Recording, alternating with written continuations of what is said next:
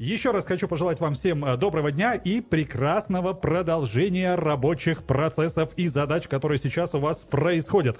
Здесь в студии, дорогие друзья, Андрей Соколов. Я снова врываюсь в эту студию, чтобы пожелать вам еще раз хорошего настроя. Но у нас сегодня будет обстоятельный и довольно-таки интересный, друзья, разговор. Сегодня у нас в гостях человек, который уже был у нас. Уже не первый раз. Это радует, уважаемые друзья и наши слушатели.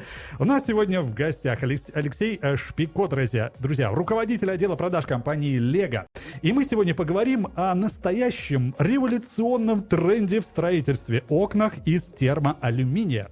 Обещаем, будет интересно. Подключайтесь к эфиру, и вы узнаете все секреты этого технологического решения, которое сейчас в тренде. Добрый день, Алексей. Здравствуйте, Андрей. Здравствуйте, уважаемые слушатели. Мы с вами уже второй раз на втором дыхании. Да, абсолютно верно. Вот так вот, да, друзья, вот второй раз и на втором дыхании. Вот как так вот?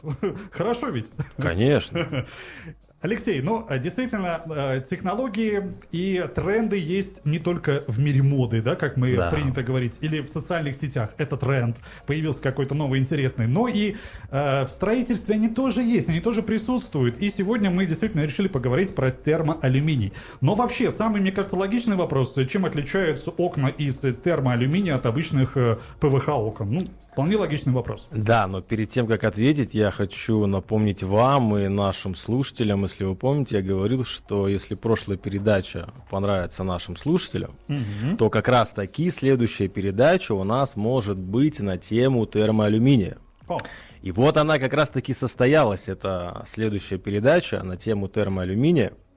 Значит, что же такое термоалюминий? Термоалюминий – это оконно-дверные конструкции, в частности и фасадные, да, и даже раздвижные системы, портальные системы, которые делаются, состоят в первую очередь из теплого алюминия, поэтому у нас и есть такая приставка термоалюминий. То есть это основная отличительная черта, как я понимаю? Основная отличительная черта в том, что это алюминий теплый. А почему он теплый? Он теплый, потому что в термоалюминии есть так называемый термомост, иногда по-простому его называют термобарьер, как правило, он из полиамида. И вот этот вот термобарьер, он служит преградой для холода, то есть холод не пропускается через алюминий в помещение, потому что алюминий, он же, получается, соединяется термомостом, и вот тот алюминий, который есть со стороны улицы, он, допустим, у нас охлаждается при минусовой температуре. Этот холод начинает проходить через термомост, блокируется этим термомостом. И вторая часть алюминия, ну скажем так по-простому, которая находится в помещении, она никоим образом не соприкасается с этим холодом. Условно говоря, у вас там за окном минус 10, а в помещении, как у вас было, плюс 25, так и остается. Ну вот если как бы по-простому вот так объяснить. Ну а если брать теплое время года, к примеру говоря, вот тут как быть? То есть все-таки металл, он нагревается больше от солнца и тепла в принципе. А вот хороший вопрос. На самом деле, вот я вот сейчас в машину садился, вот она нагрелась. Ну да. Она вот немножко из другого металла, а алюминий, к счастью или к сожалению, но он все равно не обладает такой, как бы вот по-простому сказать, теплопритягательностью, что ли. То есть даже если у вас будет стоять термоалюминий, и вы будете его, ну вот сейчас там за окном 35, и если вы сейчас будете прикасаться к этому термоалюминию, но он не будет таким горячим, например, как вот машины наши, которые, соответственно, из другого металла. То есть теплопроводимость у него, она намного выше. Вот, да, вот я сейчас к этому и подхожу. А если мы будем говорить про тот самый термомост, который у нас участвует и в плюсовых температурах, ну, здесь история аналогичная. Он также будет, в какой-то мере барьировать вот это, так сказать, как это...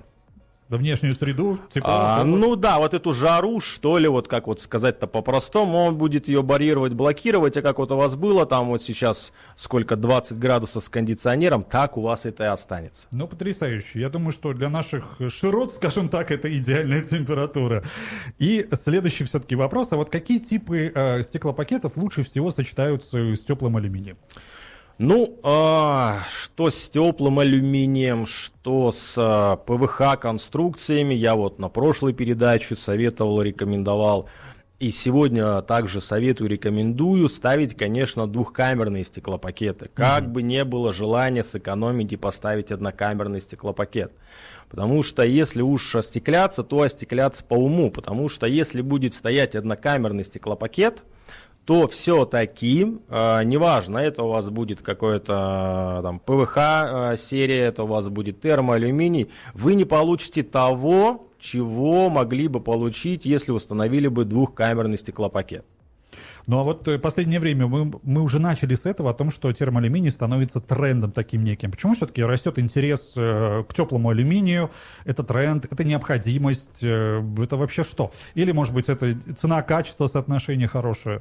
Знаете, в первую очередь тренд на термоалюминий растет, потому что термоалюминий может позволить те геометрические фигуры, назовем это так, которые не может, к сожалению, позволить ПВХ. Ну, к примеру, допуски по створкам у ПВХ, ну, допустим, 1,8 метра в высоту, а у термоалюминия может быть 2,2 спокойно. То есть, если вы хотите, чтобы у вас окна были высокие и широкие, то в этом вам поможет как раз-таки термоалюминий. Можно, конечно, постараться, как мы, помните, говорили в прошлый раз про 76-й ПВХ, его тоже можно поставить, но это будет не совсем рационально. То есть, ну, ПВХ это другая история, кстати. Мы же можем и третью часть посвятить полностью ПВХ-конструкции. Ну, это как бы... На посмотрим. будущее. На будущее, да. Ну а вот какие все-таки самые сложные конструкции из термоалюминия вы наблюдали, видели? Может быть, какие-то круги, может, какие-то совершенно невообразимые геометрические фигуры? Ну, из вашего опыта исходя. Из моего опыта, круги были, да. Были, конечно, овальные конструкции, были конструкции прямоугольные, ромбовидные, но, как правило, сейчас же ведь идет тренд не столько на ухищрение в сложности геометрических фигур, а сколько в максимальной светопропускной способности. Ну, то есть, важно. чтобы, как вот я говорил, проемы были максимально широкими, максимально высокими. И вот, соответственно, вот эти вот максимально широкие проемы там вверх до 3 метров и в ширину, если мы будем говорить про портальные системы, то есть раздвижные системы, может быть, о них поговорим, там 10 метров в ширину, это вот то, что сейчас и обеспечивает термоалюминий своими характеристиками. Термоалюминий, он легче. Ведь правда ведь? Легче, чем ПВХ. Или я ошибаюсь? Ну, это смотря какой алюминий мы будем сравнивать, потому что есть же как 60-е серии ПВХ, да, так и есть, например, там вот у нас LS55, там наш хит продаж. Плюс-минус вы не заметите какой-то, ну вот прям ощутимой разницы. Конечно, он будет тяжелее, но потому что он алюминий, потому что допуски будут больше. Ну, то есть, как бы у вас будет, если у вас конструкция 1,8 ПВХ, к примеру, там, я не знаю, на 1,2 и против конструкции 2,2 на 1,8, ну, конечно, она будет тяжелее. Вы знаете, мне очень нравятся вот эти конструкции, японские двери, да, вот те самые раздвижные, прям, они прям парят, очень красиво все это смотрится. То есть, получается, из алюминия тоже можно будет создать такую конструкцию? Ну вот, кстати, да. Раздвижные те же самые? Да, вот сейчас компания Lego уже выпустила на рынок раздвижную систему. Как раз вот эта вот раздвижная система, вот ее максимальная створка с шириной 3,3 метра, и мы можем сделать, это одна рельса, сейчас я немножко поумничаю, давайте, немножко конечно. сложные слова буду говорить.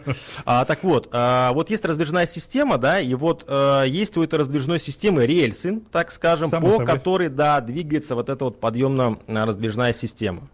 И вот ширина створки, которая может быть на одной рельсе, она 3,3. Мы можем сделать 3 рельсы, ну то есть, условно говоря, 9,9, ну почти 10 метров. Вот мы можем сделать проем из этой раздвижной системы там с высотой под 3 метра. Ого, это интересно, куда такую дверь это можно вот как раз таки установить. из теплого алюминия. А если мы чуть-чуть будем забегать вперед, то скоро мы обрадуем, конечно, наших партнеров и наших клиентов Алюминием с межкомнатными перегородками, с раздвижками, то есть это уже будет более облегченный вариант. Вот в какой-то мере там, вот, может быть, как вы говорили, про японские двери. И это будет то решение, которое будет дополнять как раз-таки вот эти вот раздвижные порталы. У многих людей, наверное, такой стереотип появился о том, что раздвижные системы, они не такие герметичные. Вот. Правда ли это? Не такие герметичные. Ну, тут как бы относительно чего они не такие герметичные, но на самом деле нет, потому что раздвижная система, по сути, она закрывается и блокируется любое попадание шума, пыли, холода, так же, как и у обычной открывной, закрывной конструкции, оконной либо дверной. Поэтому здесь нет, все герметично, прекрасно. У нас в последнее время преобладает пыльные бури. Вот буквально Кстати, в прошлом году было, по-моему, ну, я могу и ошибиться, друзья, но порядка 90 дней, друзья. Порядка 90 дней. Но по разной интенсивности, скажем так. И спасают ли современные оконные системы сейчас от пыли? Ну, тут, конечно, все зависит от дисперсии, непосредственно самого размера пыли, но тем не менее. Да, ну я вот сейчас такой небольшой лайфхак домохозяйкам дам. Вообще я не рекомендую эти пыльные бури открывать окна. Ну, да. Почему? Потому что когда вы будете открывать окна, пыль будет оседать на уплотнителях и на фурнитуре. Угу. Конечно, там не песок прям будет насыпаться на это все, но тем не менее вот эти вот микрочастицы, которые будут туда попадать, особенно там в течение 90 дней, и потом они же там остаются, и вы дальше начинаете эксплуатировать эту конструкцию, оконную, дверную, неважно, и будет происходить как раз-таки вот та самая микродеформация, которая в дальнейшем может аукнуться к тому, что фурнитура начнет закусывать, уплотнители будут терять ту самую герметичность, и придется вызывать мастера. Угу. Вот так вот. Лайфхак абсолютно бесплатно, друзья. Ну, действительно, закрывать следует все-таки окна, когда пыльные бури приходят. А вопрос такой, вообще для каких объектов чаще всего выбирают окна из термоалюминия? Это может быть частные дома, это может быть коммерция или крупные жилые комплексы. Ну, на самом деле, можно сказать, что и точно в такие же объекты, в которые можно установить и окна из пластика. Единственное отличие — это, опять же, по допускам. То есть, если требуются проемы максимальной высоты, максимальной ширины, здесь обязательно пластик. Ой, пардон, что же я такое говорю? Термоалюминий, а вы вот меня не поправили. Я же не специалист в этой сфере. Вот. А если мы будем говорить про фасадные системы, вот здесь только и только термоалюминий, потому что фасадная система, ну, это такой вот некий элемент остекления, который исключает там, кирпичную кладку, бетонную заливку. То есть это вот прям вот, кстати, вот фасад. Вот мы сейчас смотрим через окно, через фасадное остекление. Вот. И вот это фасадное остекление, оно никоим образом не может быть из ПВХ. А почему? Ну, потому что, как вы себе представляете, вот такой вот проем сделать из ПВХ? У вас вот уже вот на первой линии, на минимуме, начнет его гнуть, крутить, вертеть и так далее. Потому что не потому что он плохой ПВХ, да, а потому что он просто не предназначен для этого. Вот если бы у вас здесь было такое вот маленькое окошечко 1300 на 1400, пожалуйста, ПВХ можно ставить смело. А вот если вот такой вот огромный проем, ну, здесь ПВХ, как говорится, не для того создавался. Ну и чисто визуально, на мой взгляд, алюминий, мне кажется, более привлекательно смотрится. Ну, чисто визуально. Ну, потому что он, видите, тоньше, и он как раз-таки дает большую светопропускаемую способность. А ПВХ... То есть сами вот эти створки можно сделать Да, тоньше? да, вот видите, мы с вами видим, что они вот прям такие вот тоненькие. У нас очень интересный разговор, вы знаете, вы видите, мы говорим по радио, Алексей. Да. Не, ну, понятное дело, если брать фасадно, и я думаю, что наши слушатели, если увидят... Пусть они представят. Ну, или представят, или, смотрите, вот в городе наверняка есть магазины крупные, ну, наверняка точно есть крупные магазины, где огромные витрины, то там, я думаю, 100% установленный именно алюминиевый профиль. Да вот что далеко ходить. Я вот сейчас проезжал мимо улицы Айни, вот знаете, да, улицу Айни? Конечно, Вот конечно. вся вот улица Айни, она остеклена из, ну, в массе своей из наших конструкций. Там как раз вот есть обычные оконно-дверные конструкции и как раз таки фасадные системы от компании Лего. Вот, пожалуйста, вот проезжая мимо любой высотки, поднимите голову, увидите фасадную систему, и вот эта фасадная система как раз таки является термоалюминием. Бывает такое, что человеку нужно прям тактильно почувствовать, ощутить это все. Так что идите на улицу Айни, друзья, трогайте фасад. Смотрите, наблюдайте. Но есть ли какие-то особенности ухода за столь интересным материалом, за термоалюминием? Ну, на самом деле, как и с ПВХ конструкциями, нужно периодически смазывать уплотнители, чтобы они не подсыхали. Нужно периодически подтягивать фурнитуру, потому что створки могут проседать. Но в чем плюс, кстати, вот алюминия, у него створки не так проседают, например, как у ПВХ. То есть, вот, например, термоалюминий, такой вот, знаете, он настолько долговечный и настолько вот он неприхотливый в своей эксплуатации, вот условно говоря, вот поставили его и забыли. Вот створка может открываться, закрываться без проблем. ПВХ все-таки вот имеет свойство просаживаться створок. Но вот какой срок службы вы вот даете на такие конструкции оконные? Ну, аналогично, как и с ПВХ конструкциями, 15 лет они могут прослужить без проблем. Опять же, вот здесь вот ставим звездочку, да, как эти окна были собраны. Поэтому вот если наши клиенты будут покупать для себя именно окна из термоалюминия, конечно, нужно обратить внимание на переработчик. Насколько термоалюминий и, в принципе, окна из него дороже, чем, допустим, из ПВХ? Или вообще никакой разницы не существует? Ну, да, окна из термоалюминия в любом случае будут дороже от окон ПВХ.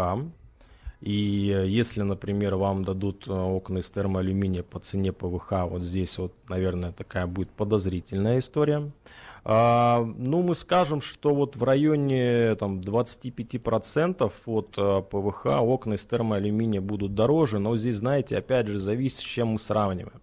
Где-то там может быть там, 15-20%, где-то может быть это прям, ну, и гораздо больше. А почему все-таки люди не выбирают большие оконные конструкции? Что так хорошо, много света проникает в дом. Замечательно. Мне кажется, можно даже сэкономить на электричестве. Тем более, если, допустим, у вас какая-нибудь теневая сторона, может быть, если вы живете так, ну, грубо говоря, внутри, свет не проникает. Хороший вопрос на самом деле. Здесь, наверное, с одной стороны привычка, потому что мы все-таки в основном выросли в домах с теми самыми окнами 1300 на 1400. Да, как правильно. Да, и нам это немножко непривычно, когда есть большие светопропускаемые проемы. А если человек все-таки хочет себе эти проемы установить, вот, кстати, вот новые застройщики, они сейчас такие вот прям вот в пол окна делают. Да, именно так. Это красиво, но кому-то тоже непривычно. Вот ему непривычно, что вот прям в пол стоят окна. Кто-то считает это не совсем безопасно, кто-то, как я говорил, не привык, а кто-то как раз-таки наоборот думает, что нужно больше отапливать, потому что площадь стекла же увеличивается. Конечно. Вам нужно его либо больше отапливать, либо по уму делать отопление. Если у вас, например, окна стоят в пол, значит нужно, чтобы у вас и снизу были, так сказать, радиаторы в полу, а не просто вот где-то вот батареи прикручены. То же самое с кондиционированием. То есть кондиционирование здесь тоже будет увеличено, но чтобы этого избежать, нужно, конечно, устанавливать энергосберегающие стеклопакеты, мультифункциональные стеклопакеты, потому что, ну, прям будет совсем, наверное, неправильно устанавливать вот такие вот максимально светопропускаемые проемы с обычным стеклом. Ну, вот прям вот, ну, как бы смысла нету. А можете немножко рассказать вот про эти стеклопакеты? Энергосберегающие мультифункциональные стеклопакеты, ну, если по-простому говоря, вот когда вы устанавливаете эти стеклопакеты, вам в летний период нужно будет меньше охлаждать помещение, потому что то кондиционирование, которое будет внутри помещения, оно не будет проходить через, ну, как бы это, наверное, звучит не очень, но скажу так, не будет проходить через стекла на улицу. Вот, то есть оно будет циркулировать внутри помещения. А солнечные лучи, которые будут попадать с внешней, с уличной стороны на стеклопакеты, они будут блокироваться этими стеклопакетами, ну не полностью, естественно. Но мы же знаем, что стекло пропускает тепло, но, естественно, оно никуда не девается потом из квартиры. В теплое время имеется в виду. Ну да, вот и получается, что вот в теплое время мультифункциональные энергосберегающие стеклопакеты внутри помещения сохраняют холод и не дают ему полностью выйти через стекло на улицу. А солнце блокируется частично и не попадает полностью и не печет в жару. Зимой ситуация примерно аналогичная. Нам нужно будет меньше тратить ресурсов на отопление помещения, потому что мы не будем обогревать улицу, потому что все-таки тепло будет циркулировать в помещении, и это будет создавать комфортную температуру, это будет влиять на экономию, потому что не нужно будет там кондиционер ставить на максимум, чтобы он дул и высушивал весь воздух, кстати, в помещении, что тоже не очень хорошо. Не есть хорошо, да, согласен с вами. Как вы думаете, вообще вытеснят ли окна из термоалюминия со временем традиционной ПВХ-системы? Ну, смотрите, ПВХ-системы у нас где-то появились условно 50-55 лет назад. Ну, уже к 60 годам подходит история ПВХ окон, и как вы видите, до сих пор они существуют. То есть, ну, еще как минимум лет 60 ПВХ-конструкции будут производиться, ПВХ-конструкции будут устанавливаться. И, конечно, если у вас есть обычные дома проемы, там вот те же самые 1300 на 1400, значительная часть людей будет делать предпочтение, конечно, в пользу ПВХ-конструкции, ну и плюс ПВХ-конструкция, вот, ну, в нашем случае тут компания Lego, напомню, как вот из прошлого сюжета, делает максимальную 76-ю серию, производимую на территории Таджикистана именно нами. Пожалуйста, можно установить ее, и проблем не знаете. Еще раз вот напомню, что термоалюминий в первую очередь устанавливается именно на нестандартные проемы, максимально широкие и максимально высокие. Но если брать опыт других стран, как сейчас применяется ПВХ и термоалюминий? Ну, если мы будем брать опыт других стран, то вот в частности европейские страны, там же довольно существенно контролируются энергопотери, и, к примеру, там вот есть обязательства вот на уровне государства, что в помещении не устанавливаются окна ниже двухкамерных пакетов, но я имею в виду двухкамерные стеклопакеты, это прям обязательно, и не устанавливаются окна ниже 70-й серии. К примеру, по сравнению с Центральной Азией, там в частности с Таджикистаном, ну здесь спокойно устанавливают 60-е серии и как бы ну, с однокамерными пакетами, и нету вот такого правила, скажем так. То есть энергоэффективность в Европе там, скажем, на первом месте? Однозначно, да. Это вот где-то с 15-16 года Германия, если не ошибаюсь, первая начала внедрять это у себя, и там это вот прям обязательное условие. Мы вот уже затронули, так сказать, тему стоимости данных окон, но давайте все-таки узнаем более конкретно. Вот если взять ПВХ-профиль, да, если взять алюминиевый профиль, есть же свои какие-то особенности производства, и может быть это тоже как-то сказывается и на цене в целом? Однозначно, потому что производить алюминиевые профили гораздо сложнее. Мы на сегодняшний день, вот, со времен обретения независимости республики, являемся первыми производителями алюминия.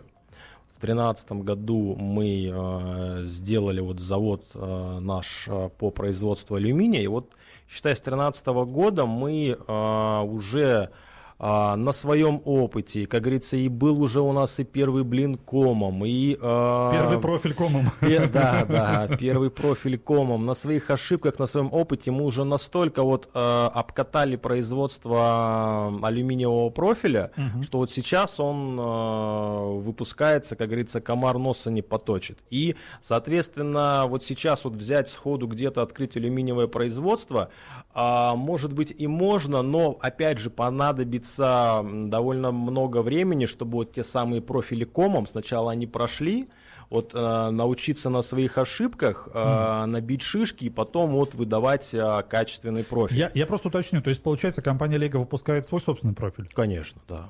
Прям с нуля фактически? Да, с нуля и алюминиевые профили, и ПВХ профили, вот.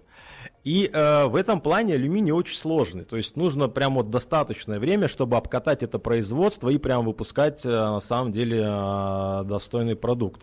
Там для застройщиков, переработчиков и так далее. С ПВХ же профилем все гораздо проще. И вот если вы обратите внимание или просто вот пойдете к какому-нибудь переработчику, зайдете к нему в помещение, вы увидите там много-много каких-то там профильных брендов и так далее, и так далее. ПВХ профиль произвести довольно просто, можно и вообще, как говорится, непонятно из чего. Вот есть некий такой миксер, через который выдавливается такая пластиковая колбаска, которая, собственно, называется профилем. И вот в этот миксер можно засыпать, грубо говоря, все что угодно, выдавить профиль. И вторсырье даже. Да, и он вроде как будет-то похож на ПВХ профиль, но по факту он либо лопнет, либо его погнет и так далее. Но вот рынок, так сказать, заполоняется разного рода ПВХ профильными системами, непонятно из чего сделаны. С алюминием, конечно, так дело не пройдет, и поэтому он и дороже, поэтому он и сложнее в производстве. Ну и, соответственно, так как это металл, он, конечно, и долговечнее. Ну, смотрите, вот если термоалюминий так будет уже входить в обиход наших потребителей, могут ли изменить какие-то некоторые архитектурные решения для современных зданий и фасадов? Могут какое-то веяние дать, может быть, какая-то мода, может быть, тренд, снова повторю это слово, пойдет интересный. Да, вот вы же знаете, что, слышали, вот в каждом городе есть сити, да? Да. Вот, бизнес-центры, да, бизнес-центры, да, вот обязательно какому-то городу представляется там приставка сити. И вот это именно появилось благодаря тому, что на рынке оказался термоалюминий, потому что вот из него можно делать разного рода красивые конструкции, и как раз-таки они вот будут вот этими красивыми высотками, которые будут украшать город. То есть они могут разной формы, там, либо они могут быть в ширину длиннющие, красивые, с изломами какими-то с изломами, интересными. с изгибами, да, либо они будут высокими. То есть можно делать на самом деле необычайную красоту, которую спроектируют, задизайнерят специалисты и, конечно же, соберут переработчики. А вот какое все-таки какое влияние термоалюминий оказывает на безопасность окон и, в принципе, зданий в целом? Хотелось бы вот на эту тему тоже поговорить. На безопасность окон, здесь, если мы будем сравнивать термоалюминий с ПВХ алюминием, в принципе, по безопасности у них плюс-минус все одинаковое. Тут, нет такого, что вывалится окно или оно вот прям вот даст трещину, хотя, вот опять же, если возвращаться к тому, о чем я говорил, да, что вот непонятно, чего там появляется ПВХ на рынке, то да, в свете, конечно, вот таких вот событий, вот эти вот окна из вдруг появившихся на рынке ПВХ брендов могут, да, и вот, так сказать, трещину вот прямо вот посередине дать, там, и, не скажу, что вывалится, но тем не менее.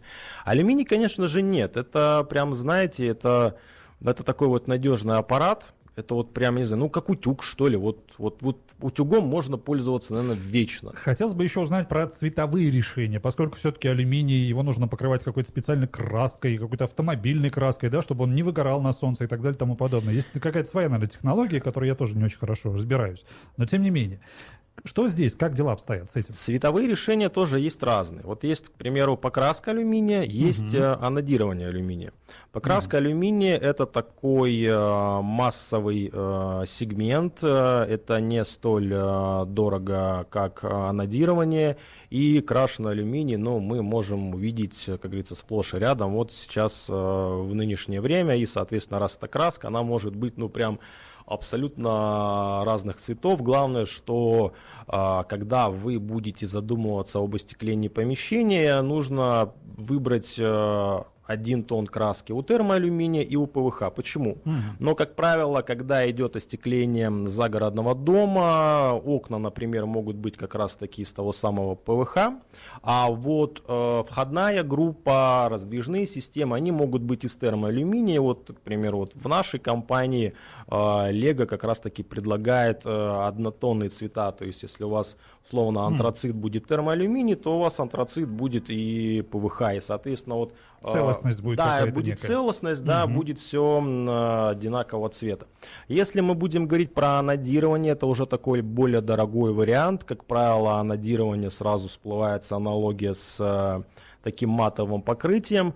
Это смотрится, конечно, покрасивее, побогаче, но, к сожалению, анодирование требует более бережной эксплуатации, потому что его поцарапать проще, нежели обычную краску.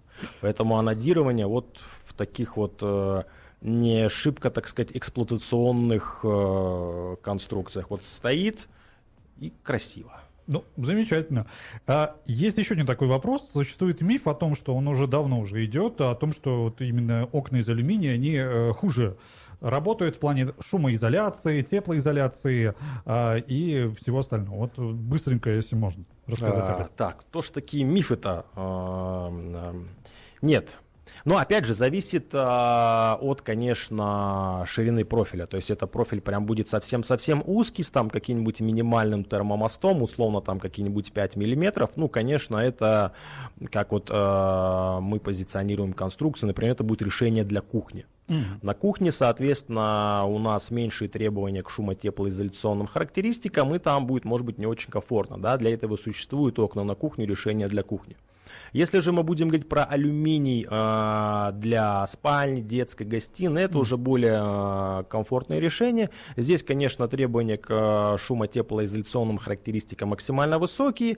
И что ПВХ конструкция, что из термоалюминия, плюс-минус будут наравне. Там, если мы, к примеру, поставим 80-ю серию, производимую нашим заводом, кстати, на минуточку, вот 80-я серия из термоалюминия, она вот сейчас единственная серия, которая производится в Таджикистане. Вот производится в Таджикистане. И она как раз-таки вот производится нашим заводом. Или возьмем ту же самую нашу там 76-ю серию из ПВХ. Вот плюс-минус характеристики одинаковые. Это вот у нас такой лакшери сегмент, и мы, конечно, позиционируем это уже как некое премиум решение. И вот можете что термоалюминий поставить в спальню, в детскую, что и ПВХ конструкцию. Опять же, зависит все от ширины. От ширины и, в принципе, для чего это нужно, да. Как вы уже сказали ранее. Алексей, вам огромное спасибо. Мы говорим, мы узнали сегодня массу интересных вещей. Спасибо вам за вопросы. Вы знаете, мы летом обычно готовим какой-то некий свой определенный сезон ремонта. Здесь надо что-то подлатать, тут надо что-то подклеить, а вот тут надо и окна поменять. Дорогие друзья, я думаю, эти советы берите на вооружение, тем более они прозвучали из уст специалиста, который, не побоюсь этого слова, собаку съел на этом. Дорогие друзья, знает абсолютно все об окнах и системах. Кстати, да. Вот еще есть у меня 30 секунд. Раз Конечно. уж вы говорите о том, что сейчас будет сезон ремонтов, облагораживания... Он уже стартовал. Уже стартовал, да, облагораживание своих домов и квартир, то вы можете, уважаемые слушатели, вы, Андрей, на улицу Айни, дом 50, зайти в шоурум Лего. Там будут стоять все конструкции, о которых я сегодня говорил, и присмотреть для себя как раз-таки то самое решение для кухни, спальни, детской, либо премиум вариант, и установить его в этом сезоне. Замечательно. Я вообще-то и за это, потому что я человек, который любит все тактильно потрогать, пощупать, спросить, посмотреть. И я думаю, что обязательно зайдите в шоурум, дорогие наши слушатели, выберите ту конструкцию, которая идеально подойдет для вашего жилища или офиса. Друзья, на сегодня это, пожалуй, все. Наше замечательное второе дыхание тоже подходит к концу. Алексей, вам огромное спасибо. Всего доброго. Всего доброго.